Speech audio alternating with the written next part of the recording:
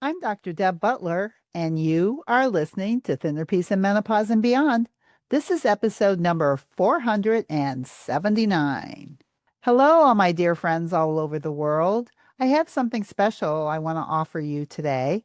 I just did a free summer challenge masterclass. So you heard my podcast last week, and now I've actually done a masterclass and taught some of my favorite tools. So, all about the Urge worksheet and the Urge jar, which is right here.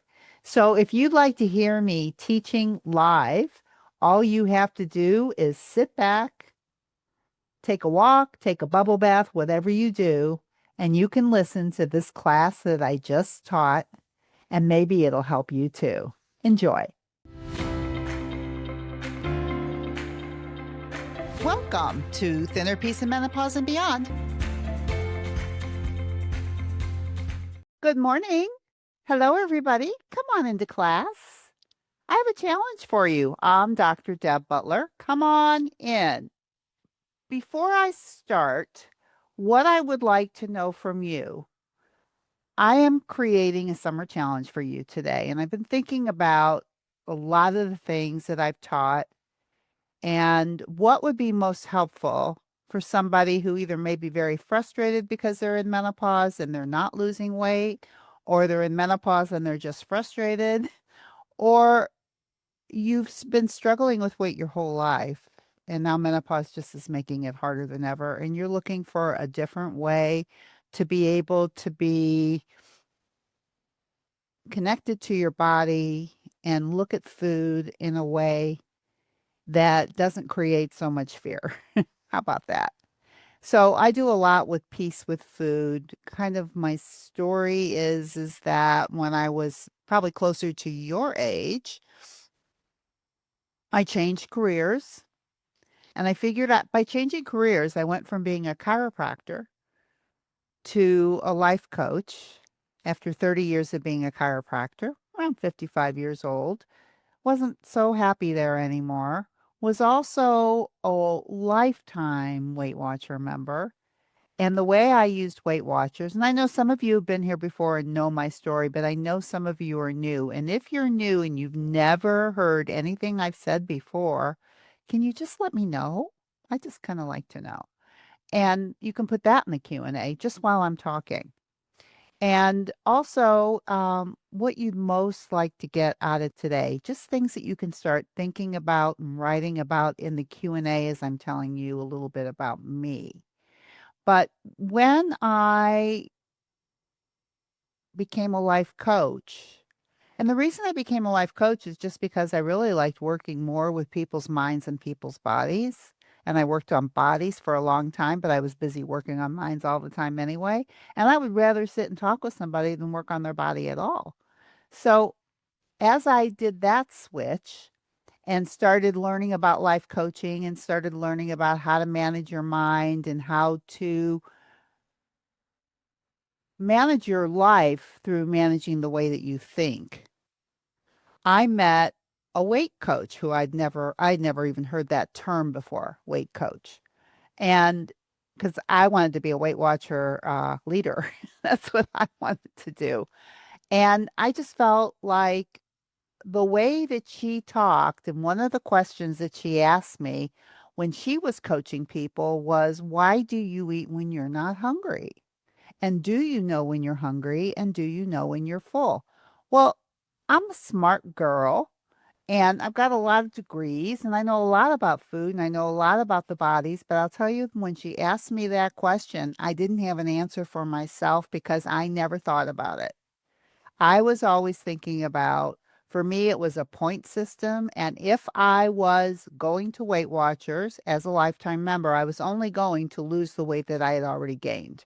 So that's what I was just doing off and on for 30 years, is I would lose my weight with Weight Watchers and I would count points. And as soon as I was through losing the weight, I would stop counting points and I would go back to what I now know is called emotional eating, which is eating for all kinds of reasons other than hunger. But all I really cared about was either losing my weight, keeping my weight off, and if I was gaining weight, because I stopped paying attention That was what I was just kinda, like, leaving myself, "Okay, you got your weight off, I don't have to pay attention to you anymore." And I would use food and alcohol in ways that I thought was fun and exciting, and that's the way I would look at it. And in my 50s and late 50s, I was using it a lot more because I was more unhappy with what I was doing, and the more I ate and drank, the less I knew what I wanted to do. And when I got my mind under control and started looking at why was I eating when I wasn't hungry, I also changed careers. So it's like when you stop using food, you learn a lot more about yourself and you can use your emotions to help you get where you want to go.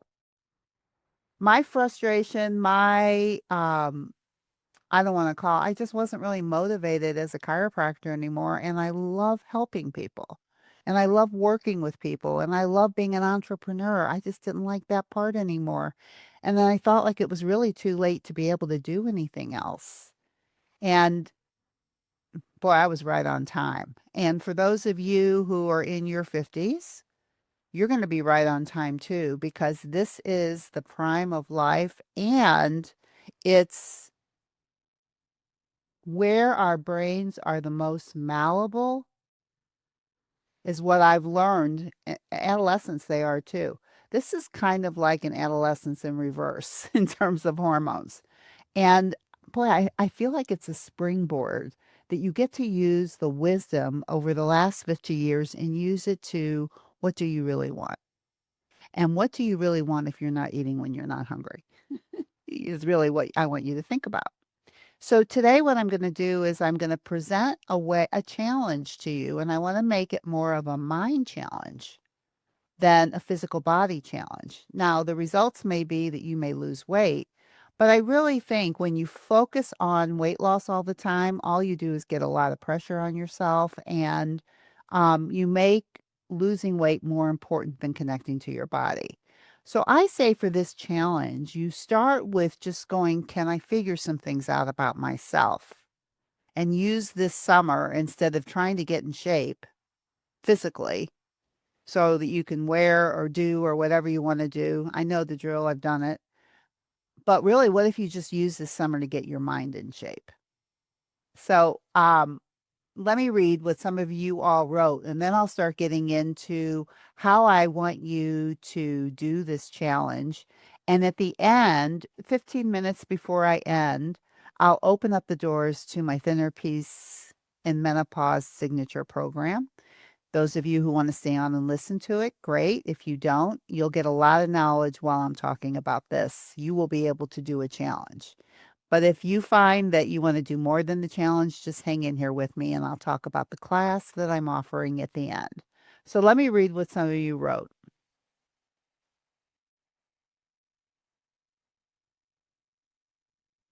Pamela said, I struggle with weight loss not only because of menopause, but because of having to take insulin for type 2 diabetes. How can I work with this and lose weight?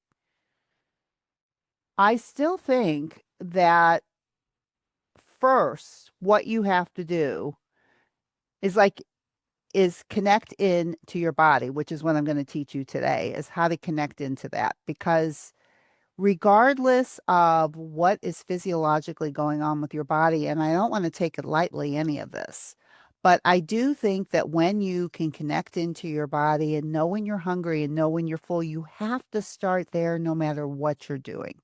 And then you have to take the drama out of food that if you don't want to eat something or something isn't good for you because it makes you physiologically worse, then you don't have to be dramatic about, oh, I can't eat that. It's like, I don't want to eat that. Anita says, what to do when actually hungry later in the evening when trying to stop eating after dinner? Well, what I would try to do right now is what I'm going to talk to you about, which is how to eat when you're hungry and stop when you're full. And I'm going to talk about that and then talk about the idea between physical hunger and emotional eating so that should you stop eating after dinner because you're not hungry, or are you hungry and you're just trying to restrict yourself to make it to the next day? So there's a lot of reasons to stop eating. But I also find that if you're really hungry, you could eat. But it depends when you eat and depends when you eat later, but just not to eat after dinner. As a rule, I would first find out, really check in with your body in terms of what your physiological hunger is in the evening. That's really the most important thing, and to make sure that you're getting enough of what your body needs during the day, emotionally and physically. A lot of times we use food at night because we're not getting what we need during the day, and we're using food for relaxation and comfort because we didn't get it during the day. So, how do we get that during the day so we don't have to use food at night? And Nikki asked, can you please go over self sabotage? Yeah, I can go over self sabotage, but I also want to say what I think about self sabotage is that it's not self sabotage. I think that when a lot of times we do things that aren't good for us, but it's like a different part of our brain makes us think it's doing us a favor. It's like it's just the two of us. So, as long as it's just the two of us, go ahead, sweetheart. You can eat that even though you're not hungry and even though it's not going to do you any good. I know you want it. And it's like you're placating and indulging a part of yourself, and you're doing it because you think you're being nice because it's the two of you. So, is it self sabotage, or is it a way of just cutting through and a way where you're saying to yourself, I'm just being nice to you? I call it indulging as opposed to self sabotage. And when you're the power of love and the power of saying no to yourself because you love yourself. So it doesn't feel bad, but it feels like it's necessary. And, one of the things I think about when I think of being able to say no to yourself is like when we're raising little kids and we think about discipline. Because when we're disciplining children, we say no even though they really want it. And we really love them and we don't want them to be unhappy and we don't want to deal with their tantrums because they're not getting what they want. But we do it because we love them and because we want the best for them. So we don't indulge in tantrums or fits because they're not getting what they want if we know something better. And in our brains work like that too, where our prefrontal cortex does know what's best for us. And being able to use that part of our brain over our primal brain, which is like our toddler who's out of control, who wants what it wants when it wants it, right? So you're always dealing with both of those. So self-sabotage is just giving in to the toddler. And also, it's like a way of going, I'm just not going to do this today. I'm not going to make you do this today. You've had a hard day. It's like you're doing something nice for yourself. In the moment, you don't think you're doing something bad for yourself. You don't think you're sabotaging yourself. You think in that moment, I'm just going to let myself. I'm just going to give myself permission. These are all the things that I hear people saying. Um, Anita says, no question. I had a feeling you'd say that last night I was, that you'd say that, but last night I was so hungry and thought just eat a fuel food.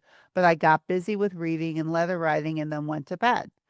Well, I think if you're really hungry, so let's talk about what really hungry means. Let's just get there to, if it's really hungry and you want to eat, you can always distract yourself. But I'm thinking that if your body is saying, feed me, and let's talk about what that means when your body says, feed me. I think you should feed it as opposed to ignoring it. Now, if you're really paying attention all the time, you might notice, that you're not feeding yourself when you really need it. So your body doesn't know if it's going to get it or if it's not going to get it. And if you've been dieting your whole life and you've been going by external programs, then maybe you just don't know. But if you're saying, I was really hungry, I think respecting that is important too. And if you're really hungry and you feed yourself a fuel food. So let's talk about what really hungry means. So let me share my screen with you. think I've answered all the questions right now. Oh, wait. Somebody asked me something. Oh, Nikki asked me, can I ask how overweight you became? I'm curious why you asked that because my answer may confirm where you are or it may not. But I'm going to say that, for me, it was always 20 to 30 pounds overweight. Every 3 or 4 years, I would gain and lose weight. So I figure I lost 250 pounds over 30 years of losing and gaining that weight. For you, it may be more, and for somebody else, it may be less, but the process is exactly the same. It just doesn't matter how much weight it is what you're trying to do to get that weight off. And if you've been doing that same thing and it doesn't work, then maybe what I'm going to offer you will be a breath of fresh air. It doesn't matter how much weight it is. I've worked with people that have had 4 pounds to lose, and they are as miserable as somebody that had 100 pounds to lose. And I've had somebody that's had 100 pounds to lose that is less miserable than somebody with four, or 50 pounds. Or it just doesn't matter what the weight is.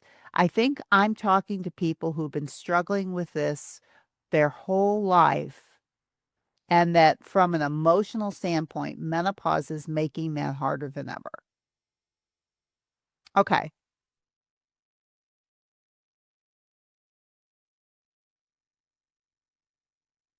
So let me share my screen with you.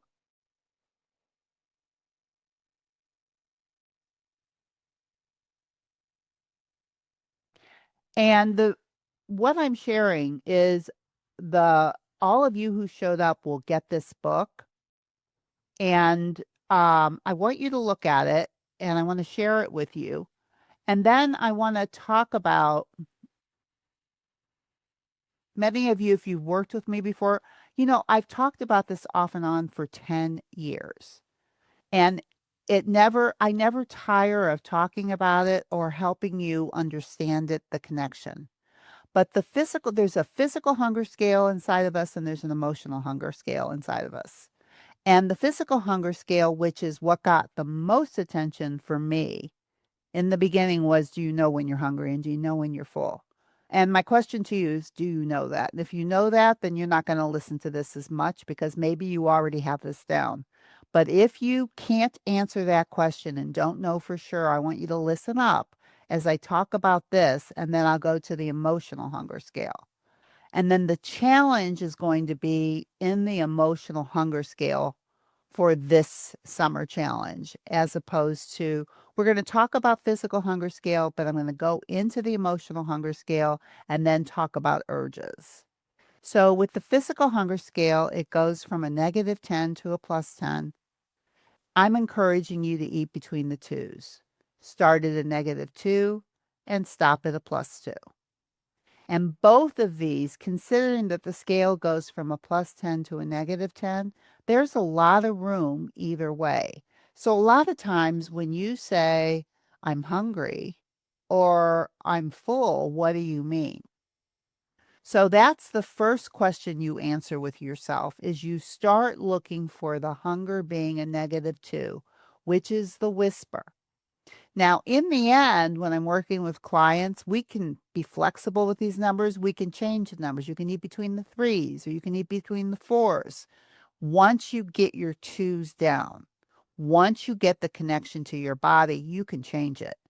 But I like to go with the twos because you have to pay attention. And this is the beginning of paying attention and having a mind-body connection, which is basically how hungry am I and how full I am. And, when you think about a mind body connection, there are a lot of other connections. But because you have to eat so often, and because most of you who I'm talking to have had some kind of struggle with their weight because of eating when you're not hungry, or not knowing, or following a diet and it's not working, or following a diet and it was working and then it stopped working because you stopped working it, like with me, with Weight Watchers, it worked and when I used it, and it didn't when I didn't use it. And then when I was in menopause, that didn't even work because everything was so slow. And that's kind of the way the body is as we get older, is metabolism slows down, which means that our appetite decreases, which means that we are we get to negative twos and we don't even know it, and we're not paying attention, and we don't want to eat as often, because if the metabolism goes down, it means we're not as hungry as often. Our appetite decreases. Eating when you're hungry is about your appetite. And number one, you know how healthy you are if you have an appetite. Because if you don't have an appetite, it usually means something is wrong. So bless that appetite and learn to work with it, as opposed to, hey, I was sick for a week and I lost 5 pounds. How many people say that? Like that's a good thing. No, that's not a good thing because your body's not working, right? So appetite goes down because metabolism goes down, which means you really don't want to physically eat like you did in your 40s or your 30s or your 20s. And if you try to eat like you did when you were younger, you will gain weight eating the same because your body can't handle it anymore and doesn't want it anymore. And even as I'm 20 years older now and I'm in my 70s, my appetite is decreasing more. And it's not because I'm trying to do anything. I'm just paying attention to it. I just don't need to eat as much to get between the twos.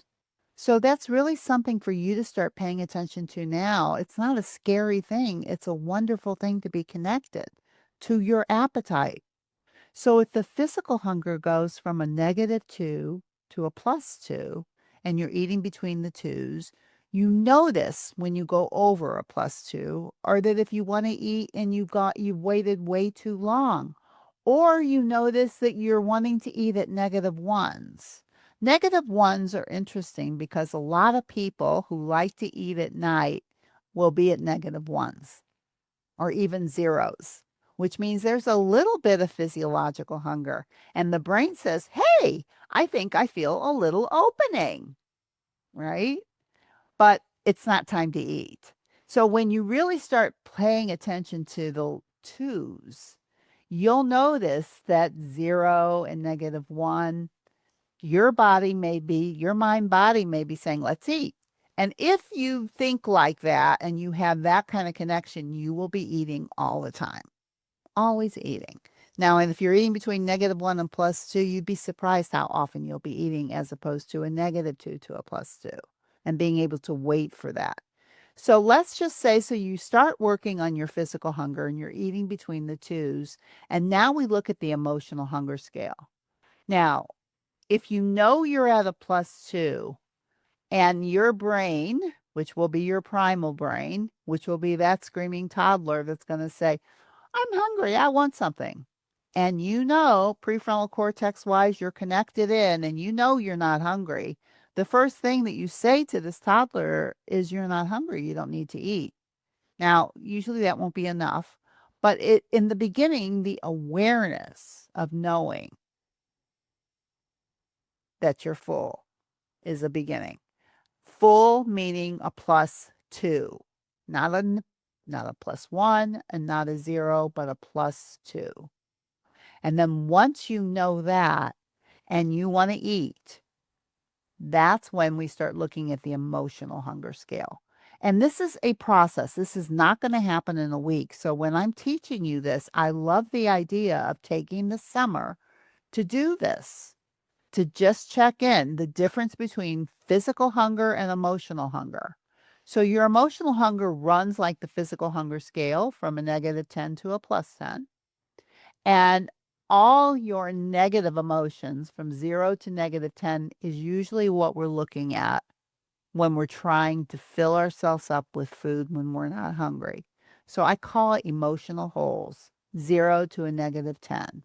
Just like physiological hunger, you can call -2 a physiological hole that needs to be filled with food.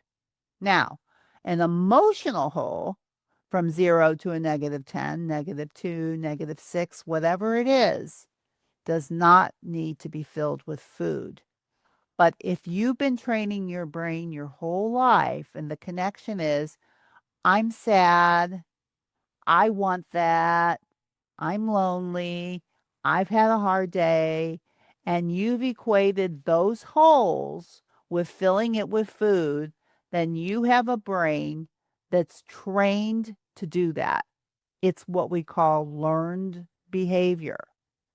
Now, what the true physiological mind body connection is to eat when you're hungry and stop when you're full, which means when there are emotions, your brain's not trained to fill it with food. Your brain has been trained.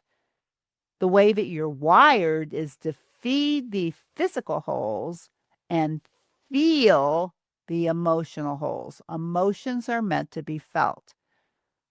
I'm probably not telling you that for the first time, but I am telling you that there's difference in these emotional holes. You know, a -1 is a very tiny hole and a -10 is a big hole. Those big holes are strong and they're hard not to fill them because they pull so strongly. But a lot of them are weaker and you're still filling them and you don't even know it. And you may be thinking you might be a little emotionally hungry and you may be a little physically hungry. You know, that can happen at night too, where maybe you're at a -1 physically at night and you're at a -3 emotionally. Like maybe you're bored or maybe you're lonely.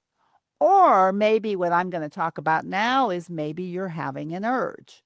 So there are a lot of things to talk about in the emotional hunger scale, and I could spend 12 weeks doing it, which I do.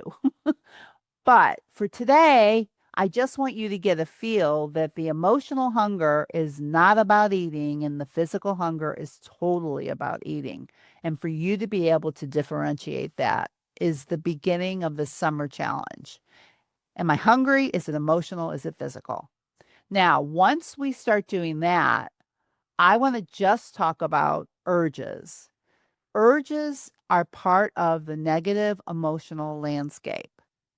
An urge is a feeling, urgent desire. It's a feeling. Just like loneliness or boredom. And all of these negative emotions, what Pema Chodron would call in Buddhism, she would call it shempa, which are called, it's a hook. Urges are hooks. They hook you. They hook that brain. And when the brain gets hooked with an urge, reasoning goes out the window. Now, how strong that urge is will depend on how strong the reasoning goes out the window. So when you think about the emotional hunger scale going from a 0 to a -10, I'm not going to talk about the positive emotions today because we don't usually fill those with food because they're not holes.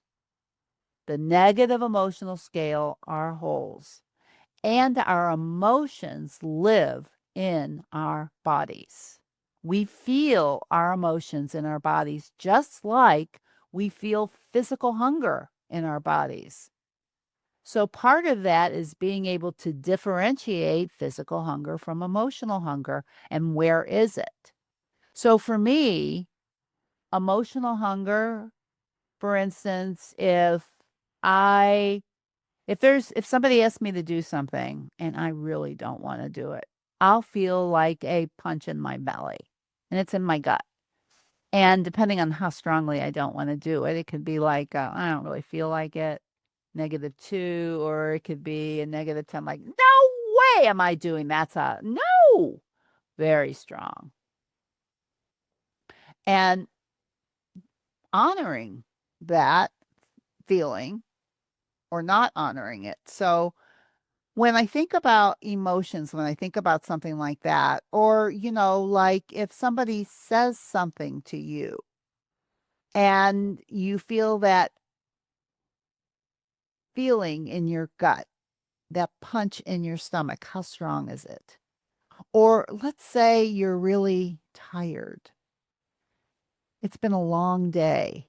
Then we're dealing with not only we're dealing with physical tiredness, but we're also dealing with emotional tiredness, which is why I think so much eating comes up at night, because we can be physiologically tired and we can also be emotionally tired, emotionally spent because of what we've been doing during the day.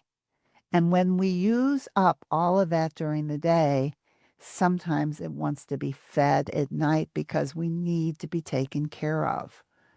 And you may have trained your brain to believe that being taken care of is eating something that has no nutritional value, that somehow your brain equates with pleasure.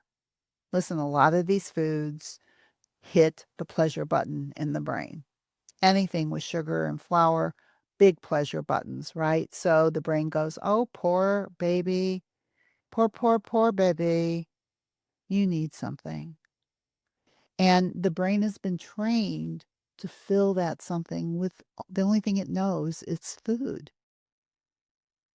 And these are the things that I want to challenge you this summer to find a different way. That if it's emotional, it can't be filled. It has to be felt. So it's easier to feel the lighter ones than the stronger ones. So when I'm talking about urges, I first start with an urge worksheet. You have a copy of this. And one of the ways that you can deal with urges is by writing them down. So an urge worksheet looks like this. For instance, the object of desire may be a cookie. So what your initial thought may be, or your unmanaged thought may be, is, ooh, that looks so good. Now that's just a sentence in your head, but it's also called a thought. Now, that unmanaged thought is what leads to this feeling called an urge, that desire. The cookie doesn't create the desire until the brain thinks something about that cookie. And if the brain thinks something like that looks good, it's going to create a feeling in your body, an emotional hole called an urge that wants to be filled. Now, if you're aware of this, you could manage that thought, which means that just because it looks good doesn't mean I have to eat it. It's a very simple two-part equation. Unmanaged thought, ooh, that looks so good. Managed thought, just because it looks good doesn't mean you have to eat it or I have to eat it. Because this is the thing, if we've been thinking that thought for a long time and whenever we think it, we have an urge, and whenever we have the urge, we feel it, our brain is trained to do it. So right now, we're teaching our brain something different, to learn a different way. And because this is learned behavior, this is not the way that you were born, and it's not the way you're physiologically wired. You have learned this behavior, so you can unlearn this behavior. And the challenge this summer is the beginning of unlearning it by looking at it. So we're just looking at urges, and urges on themselves can make a big difference if you can learn to handle them. In fact, I believe that if you can handle all urges, you will weigh what you want to weigh. If you don't learn anything else here and you can learn how to handle urges, you will weigh what you want to weigh. You will not have extra weight on your body. Because if you're eating when you're hungry and stopping when you're full and you understand your twos, and then you understand that when you're in a +2 and you have this emotional hole of, ooh, that looks good. How big is that hole? How strong is that desire from 0 to a -10? Now, those -10 urges should not be the first holes that you try. You try the weaker urges. How do you know the weaker urges? Is because you start looking at them. How strong do they feel? And it's really important to look at them because a lot of the urges we don't pay attention to because they're weak, and we handle them without even realizing that we're managing them. But those are the ones I want you to see, because then you start getting empowered with urges because you can see you're doing them anyway. You're already doing them. You just aren't paying attention to that type of emotional hunger. So you could have all kinds of thoughts that create urges. A famous thought that I always think about from working with clients is when they talk about, for instance, pizza could be an object of desire. And one of the thoughts that I've heard a lot is, oh, I love it. Now, that's just a thought about pizza, but when you think it, it will create a negative emotional hole in your body called an urge that wants to be filled if you're not hungry, right? When your brain says, "Oh, I love that food," it will open up an emotional hole that needs to be filled just by saying it. So don't love food.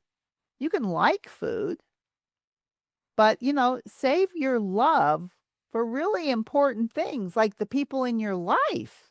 That's a good thing to love. But when it comes to food, put food where it belongs. It can taste good, it can be delicious, you can enjoy it, but it's still just food. And these things I'm saying to you as I start challenging you. So, one of the things you can do is you can start this urge worksheet.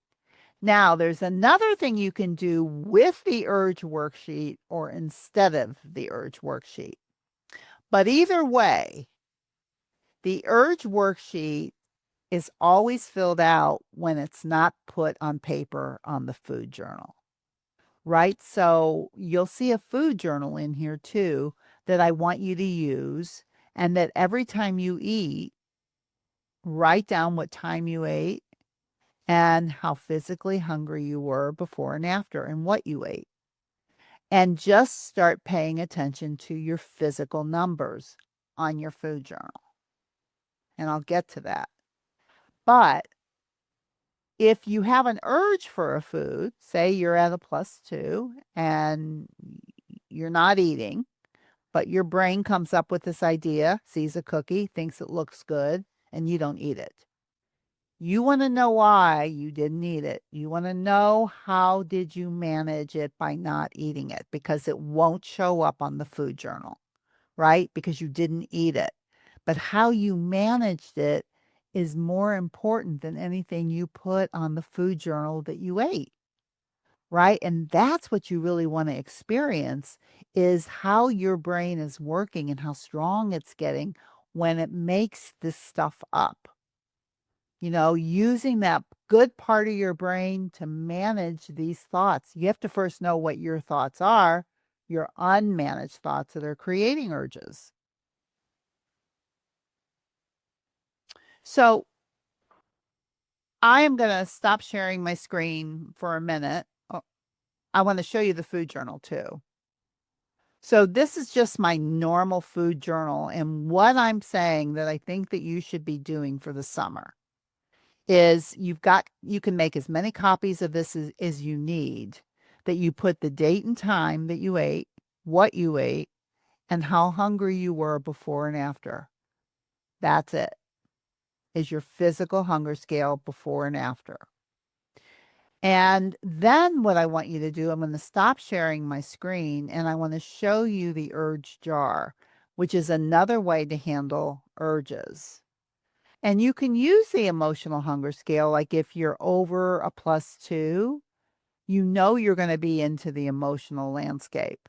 And you can use it if you want. But I think you can have a lot of success by just working with the physical hunger scale and the urges.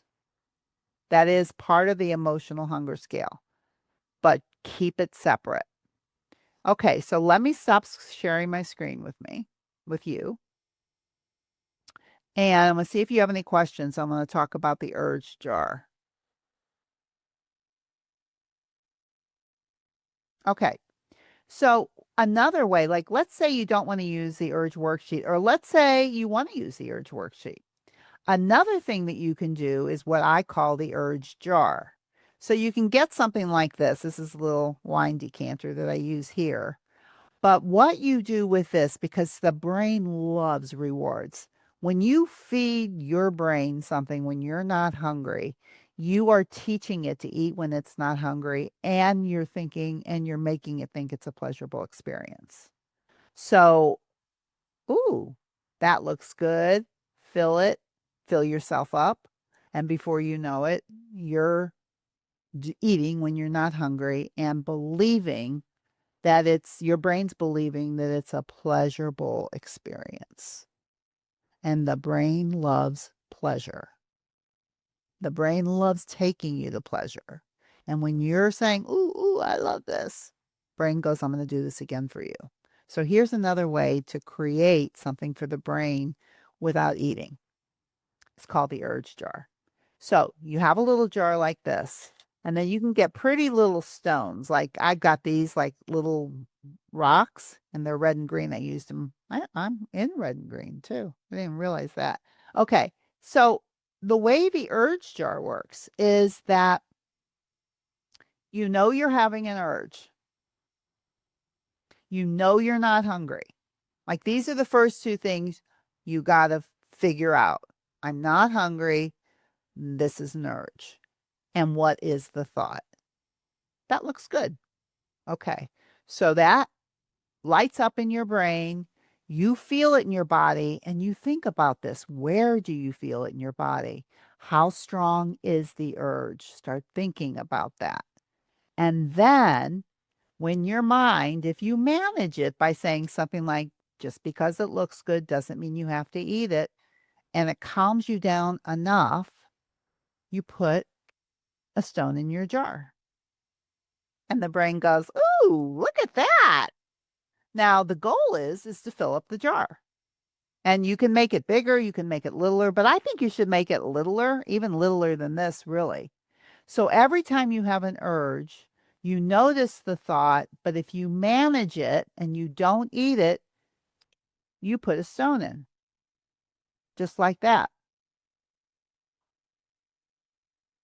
Now, the brain loves reward. You put this someplace where you can see it and you watch it fill up. Now, the urge worksheet, the more you put on there, the easier it's going to be to handle urges because you're teaching your brain how to think.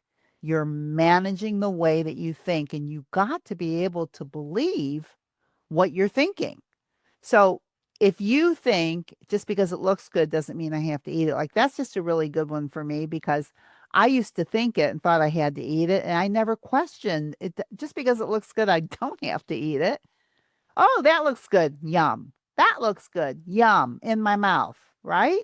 Or I'm eating food. Maybe for you, you're eating a meal and you're at a +2, and then your brain goes, oh my God, this is so good.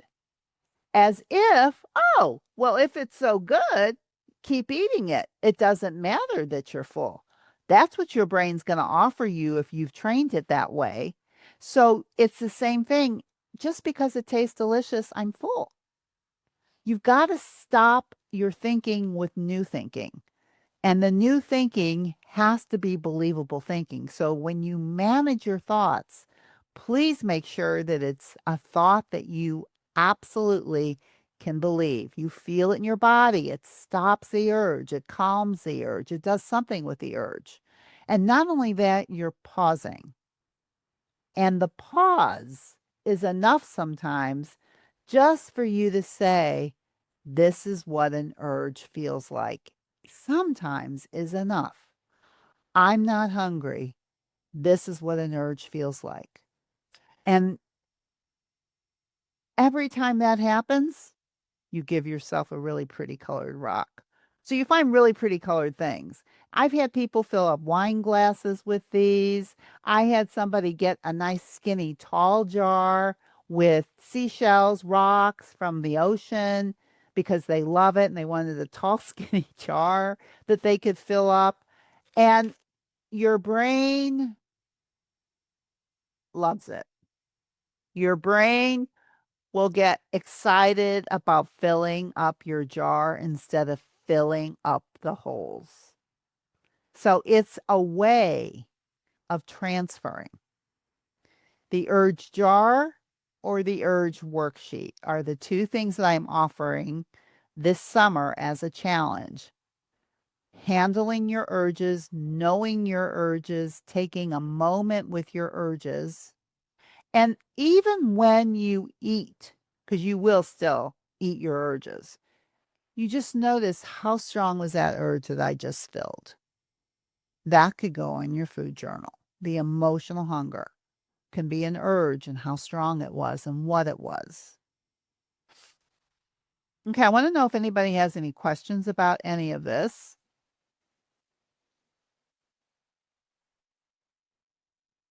Got a lot of people on here. Um,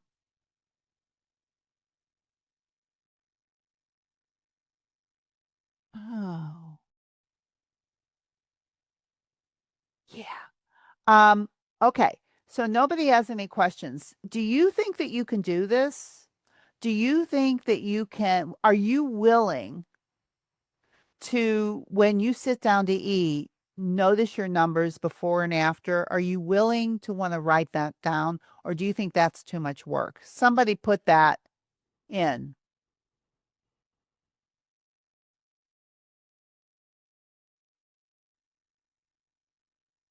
Okay, so Nikki says, so you know about the joy eating. Somebody else said, you taught me to say when I'm having an urge, that food is not going to make me happy. Oh, who are you that I taught you that? I want to know. But I think when you use the thought, I'm having, this is just an urge. This is not a believable thought. Oh, that looks good. I should eat it. Or I'll never have that again. You know, you're somewhere and you go, oh my God, if I don't eat it now, I'll never have it again.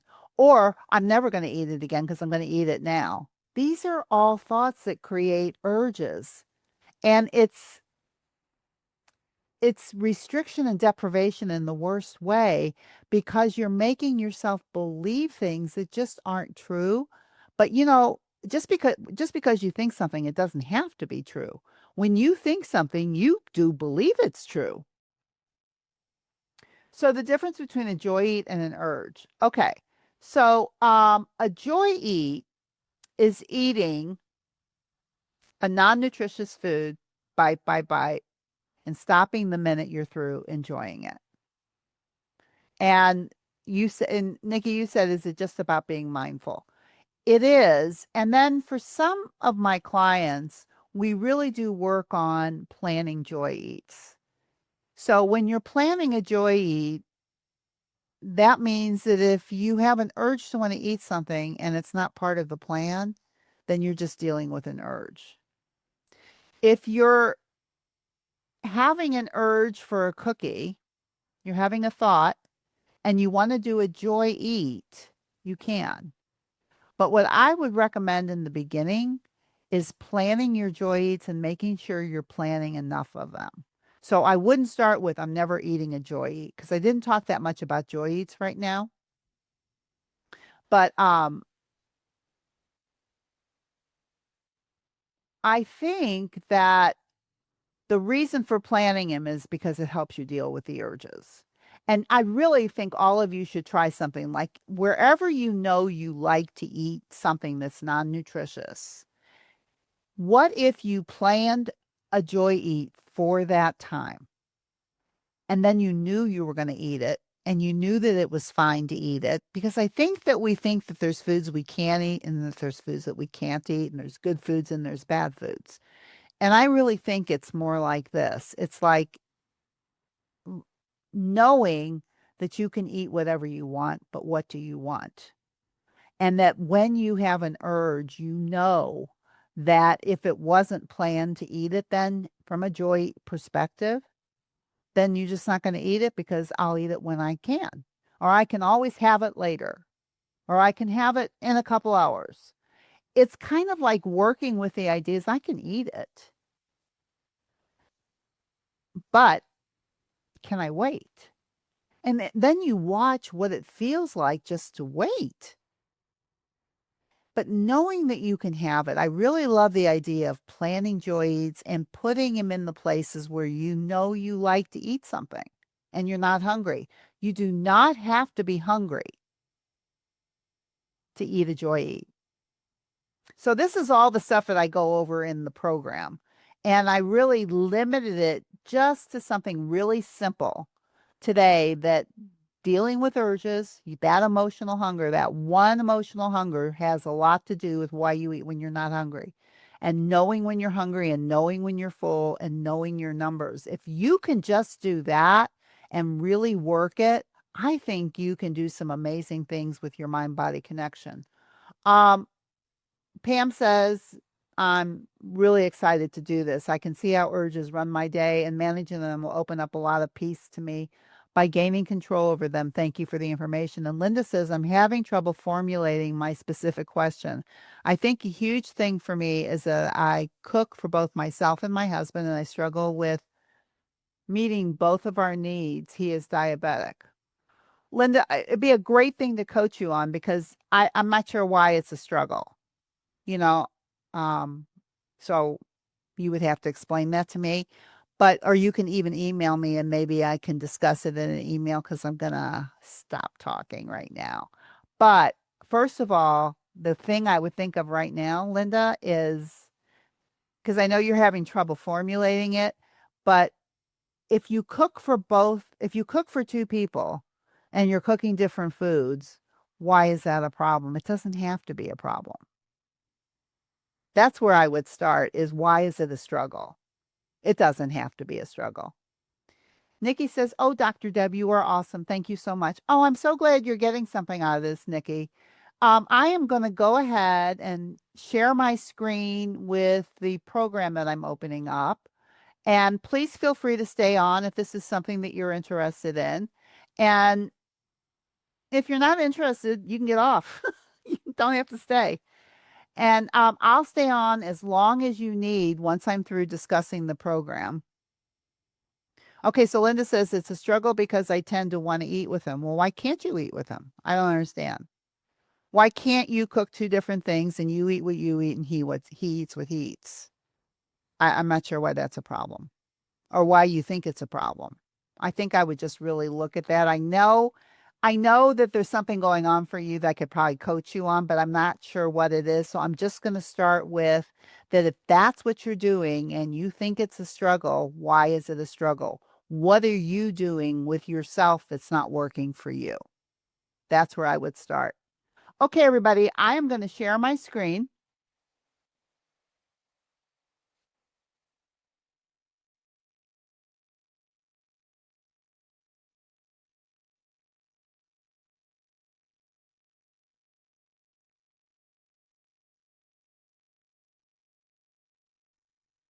And any questions, please put in the Q&A as I'm talking.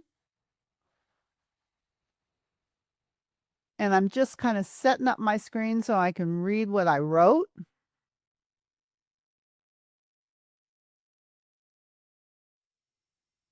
And when I talk about my Thinner Peace and Menopause program, I do it because it saved my butt when I figured it out for myself.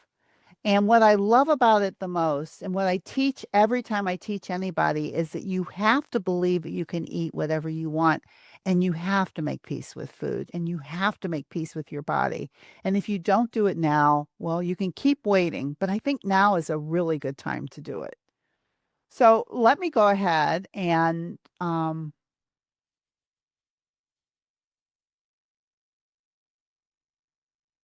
just trying to get this situated here. Hang on. Okay. Okay. So if you've been struggling with weight your whole life, and now menopause is making it harder than ever, which I know most of you that are on here are doing it. And I know that's how it was for me. Hang on for a minute. Sorry, guys.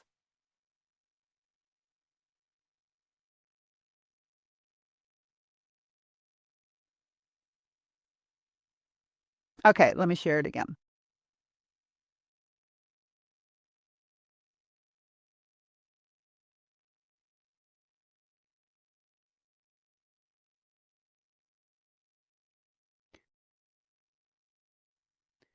So if this has been your struggle, what I've said from the beginning is I think I can teach you a way so that you can make this the last time that you have to lose weight. And what I mean by that, I'm still sure, like over the years that I've been doing this, 3 pounds, 4 pounds, but I mean that it's the last time that you ever are afraid or frightened or think that you don't have a control. So menopause made the problem bigger, but the problem existed long before that. And if it didn't for you, you probably don't belong here. But if you eat because of external diets, it's not a good thing because external diets omit a critical part of the equation with your brain. They take out the food without addressing the reason you're eating in the first place. Hence, a Weight Watcher, a lifetime Weight Watcher member for 30 years. It's like I knew the point system and I manipulated points for my emotions. It had nothing to do with hunger and fullness or anything. And there are things that I actually learned from Weight Watchers that I use in this program because, you know, with your points, you can eat whatever you want within your point system. It's just that if you eat a non-nutritious food, it takes a lot of points. But I also learned how to do that and how to include it in something that makes sense to me. But you have to know why you're eating in the first place. You have to. So if you're paying attention to your body cues and that's why you eat, that is a great thing. That's what I want you to do is paying attention to what your body says. So you can teach your brain how to think so that you can lose weight and actually enjoy the process. No deprivation required. I do not say that lightly because I was always feeling deprived. If I was doing something, I can't eat this, I can't do that, I'm doing this, I blah, blah, blah. And I really want you to believe, and I think I can teach you how to believe that you can eat whatever you want, but what do you really want is the question. So, if menopause means changes in hormones and metabolism, you cannot eat the way you did in your 20s. You're going to gain weight. So, like I said before, if your appetite's decreased over the years, menopause makes you feel hungry than ever. And it's because usually negative emotions are increased. So if you've been filling emotional holes your whole life and you get into menopause, well, you're probably going to gain weight because you're going to fill bigger holes. So imagine what you can do with your life if you're not concentrating on food in your body. You're in menopause and there's nothing wrong with you. Your brain is more malleable than ever, like I told you before. And now that you're in menopause, I can teach you how this can be the last time you ever have to go on a diet again by thinking like a thin person who's at peace with food. I didn't put that in here because there are thin people. I've worked with people who are quote unquote thin, but they're not at peace with food. I've been thin, but I have not been at peace with food. So I'm talking about a thin, healthy person that's at peace with food. So here's how the program works, and stay tuned to the extraordinary bonus that will foolproof your success and is new to this. So what my program includes are 12 weekly 60-minute sessions, and it's going to start on July 10th, and they're every Thursday at 1 p.m. Central. And if you can't make it, no worry, recordings are always available for you. However, I recommend that you make most of them if you can because you're going to want to be coached. There's also 12 video sessions within this portal and workbooks that go with the videos that are available for you to use at your convenience. So everything is very organized that when you listen to a video, there's homework, there's books, there's questions, everything is connected. It's organized and it's quick. And it's easy. I don't want you working hours on this. I want this to be a little bit each time. So you'll get your thinner piece discussion guide, which has all the sessions in it, and it's within the portal, and you get the pages for each session. Or you can also have the ebook, and you'll also have a chance to get the paper book. And you saw the thinner piece food journal and the urge workbook. You can get it online, or I can send it to you, the paper book, which is what a lot of people do. And working with this, like you saw me teach it a little bit right now of how to use the food journal, how to use the urge workbook, how to use the urge jar, but you do it for 3 months, every week for 3 months, and you're connected up to me and you have unlimited email support with me anytime about anything. And sometimes we even have quick calls if you're stuck or there's something going on for you. You have lifetime access to all of the videos, all of the books, everything that's in this portal, you'll have lifetime access. And it's all with me. You know, I think my years of experience and being coached by me makes this even a better program. I have to say that about myself. And I think it's a lasting transformation.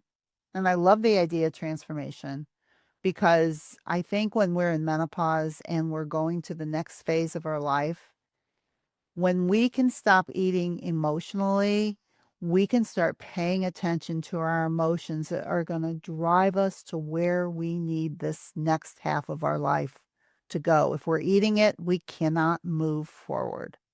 And that's kind of where I was at when I was a chiropractor trying to be a coach. I was eating and I was drinking and I thought I was having a great time, but I wasn't happy with what I was doing. It was keeping me stuck. So the first phase of the program is called Rethink.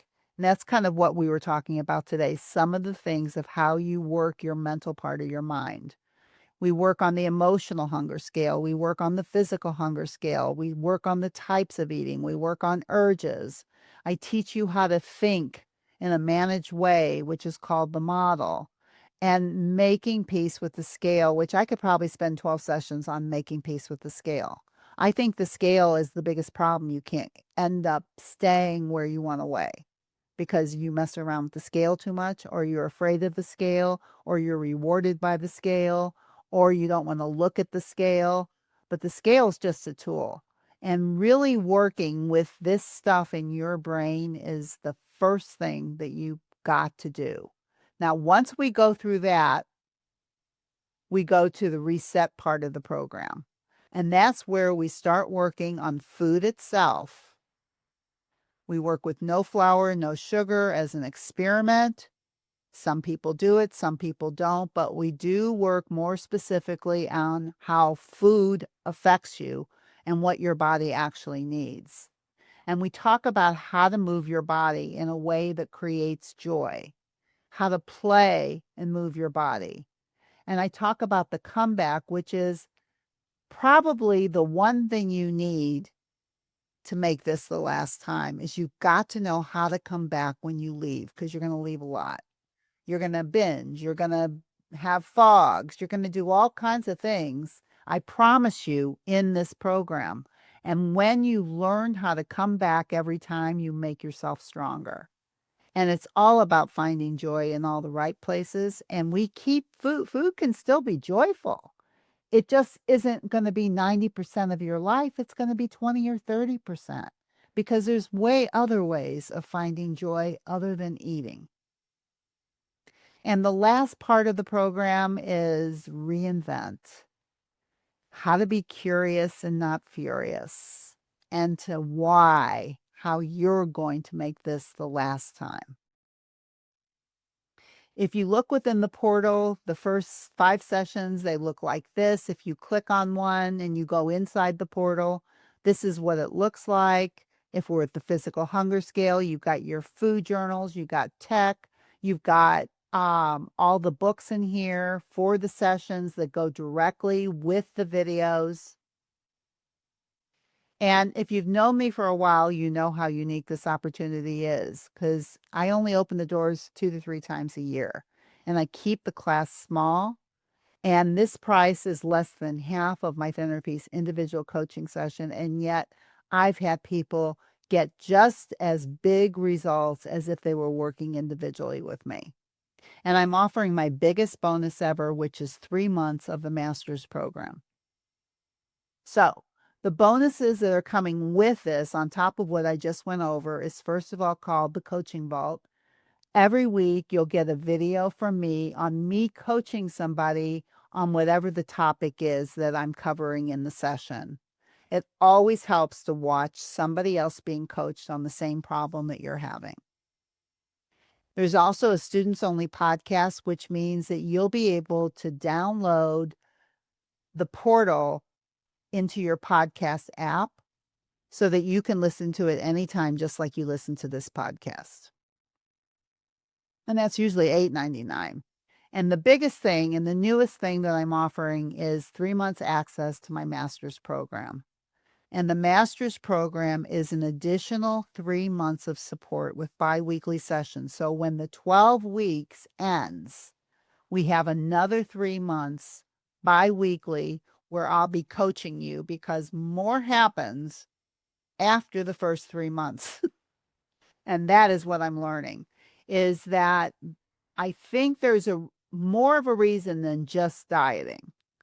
I think that when you do something new and the program is over, something happens to your brain, and I just don't care what it is.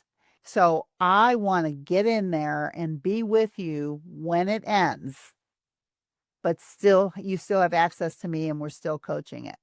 And I call it the masters because you've mastered the 12 weeks. And now you've got to go to the second mastery, which is how you master your mind when you end a program and what your brain has to come up with. Because I'll tell you what, your brain is filled with BS when this ends. Now, if you sign up by tonight at midnight, you're going to get a special gift, and that's both books, the Thinner Piece Discussion Guide and the Thinner Piece Food Journal and Urge Worksheet books. I'll show them to you when I stop sharing. They'll be delivered right to your door. I mean, some people really love to have these books and don't want to print them. And it's been a big motivator for, I don't know if it's a big motivator for you, but it's been a big motivator to get your butt in gear and do it if you really want to do it. I've had a lot of people tell me a lot of things. One of the students from I just finished, where she wrote It's All in Our Heads as a podcast review, but she was in the class. And she said, Dr. Deb's approach to eat when you're hungry and stop when you're full is life-changing. Relying on your own body connection and learning to trust yourself around food. It really is as easy as doing what Dr. Deb says. We just need to get all the noise out of our heads and pay attention to our bodies and our emotions. And I highly recommend the tools in the class and everything they offer. They work, and it is working for her. And stuff is coming up in the master's program for her too, right? So it's like, it's really important that it has to go on longer than just 12 weeks. That's what I'm learning. And I'm not charging for those next 3 months. It's a bonus. Another one of my past students just sent me an email saying that she wanted to reach out and share a success, that she's wearing a pair of pants today that I have not fit in for 7 years. The work you did with me has been so incredibly successful and like nothing I've ever tried before. And I have things in the way, so I can't read it, but you literally changed my life, is what she said. I hear that a lot. And I think the reasons a lot of people say that it's changed their lives is because eating when you're not hungry brings up all your stuff.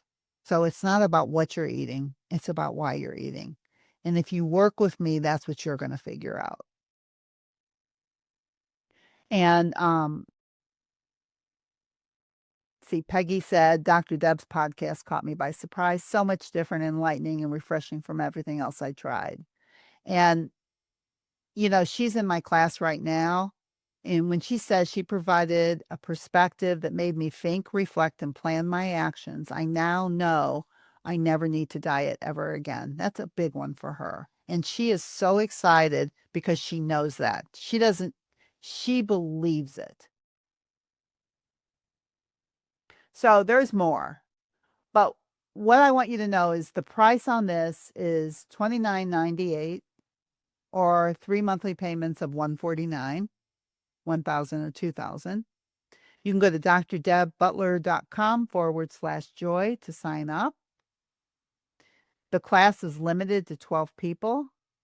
And the best of everything that I didn't even say is this is the main reason a lot of people don't want to put a lot of money into this, is because they have the thought, what if it doesn't work?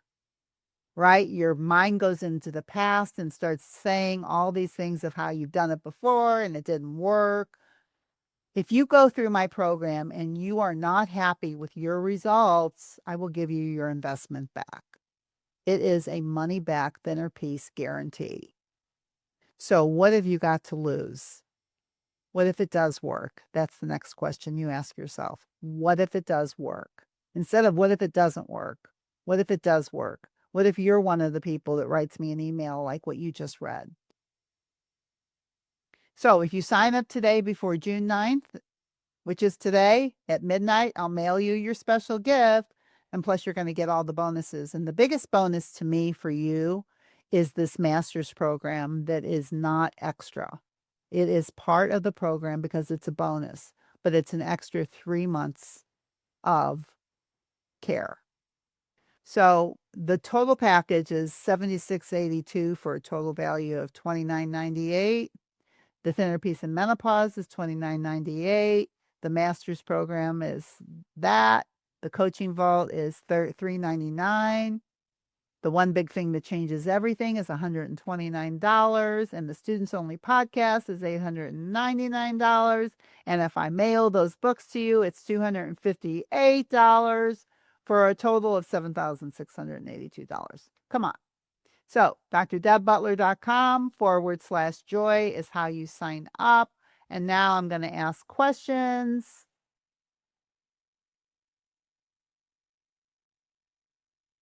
Questions in the Q&A.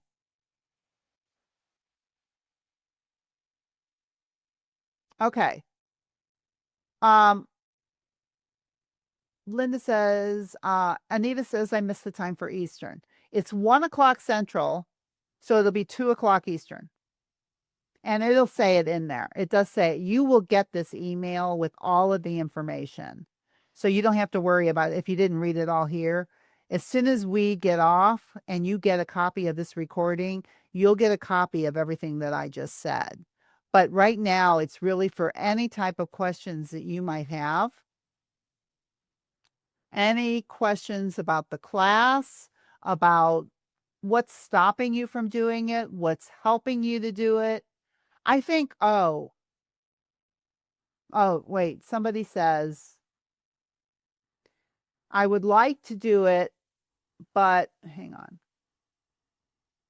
I would like to do it, but the last time I did it a couple years ago, I really thought it was going to work and it didn't. And now I just don't trust myself to do anything. I think a lot of people are in that boat. I really do.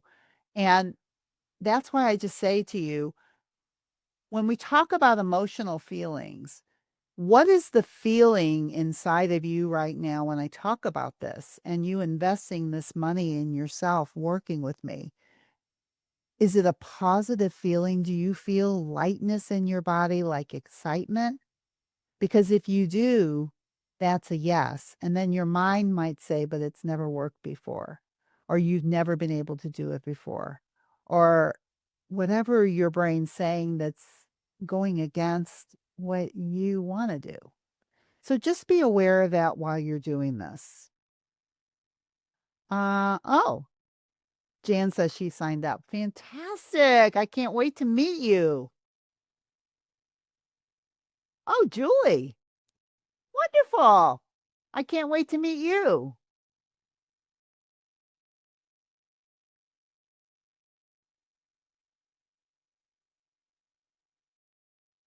Um, Anita says, is it possible to get a link for the urge worksheet? You got it. You'll get a workbook today because you were here that has the urge worksheet in it. So you will get it. Yeah, the urge worksheet is amazing. And when we really work on it in the class itself, when you work on it week after week with your food journal, with coaching, there's a lot of things that you can't see that I can as a coach watching people do this. Okay, so any other questions? I still got a bunch of people on here. Does anybody else have anything they want to ask me while I'm here? Anything that's stopping you, anything that's making you want to do it, but you're not sure. Anything. Going once, going twice. Oh, Anne, you just signed up. Wonderful. I can't wait to meet you. I love to see a lot of people investing in themselves. That is amazing. Okay. I'm just going to say going once. Any other questions? Are you going to do your urge worksheet or are you going to use the urge jar? Are you going to start really paying close attention to your physical hunger before and after? What are you going to do if it's at night and you're at a -2? Are you going to eat? If you eat, make sure it's fuel food. If it's emotional eating, if it's emotional, you're not going to want broccoli and chicken. That's always a very interesting thing. If you really want to know if you're hungry or not, and offer yourself a fuel food that will just take care of the hunger, and your brain goes, that's not what I'm in the mood for, probably not physical hunger. When you're really physically hungry, fuel food will sound pretty good. Okay, anybody else? Anything else? I still have a bunch of people on, so I'm here if you want to ask me any questions. Oh, yes, it is. All the sessions are recorded. You don't have to be at all the classes. You'll get the recordings and you have email connection with me if you have any questions. Yeah, you don't have to be at all of them. I would make most of them, but you do not have to be at all of them. If you can be at some, but you can't be at all, that's fine. The recordings will be great. And the biggest thing is going to be the 3 months that you have when the 12 sessions are over. So it's really 6 months that you're paying for. You're not paying for 3 months. You're paying for 6 months with all the bonuses. It's really like you're getting $8,000 for $3,000.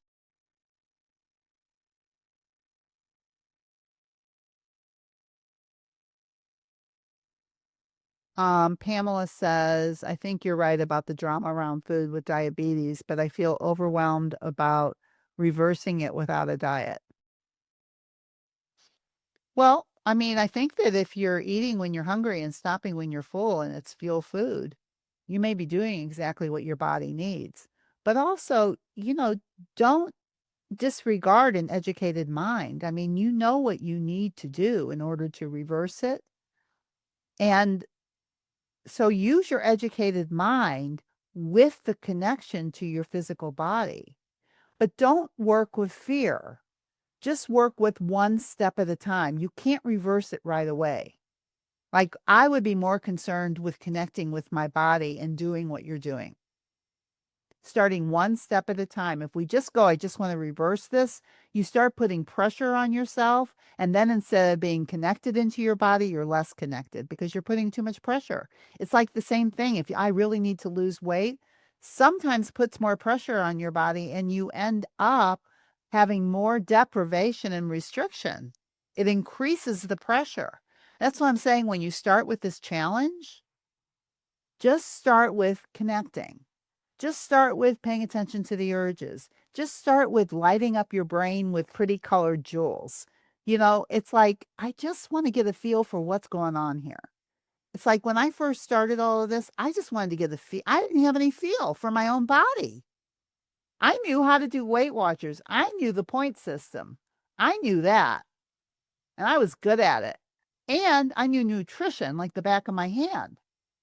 But when it came to taking care of, am I hungry? Am I full? And what do I need? That was like, what? And who cares?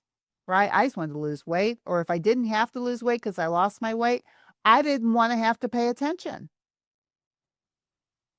I want you to live your life paying attention and wanting to pay attention and wanting to stay connected, not leaving your body.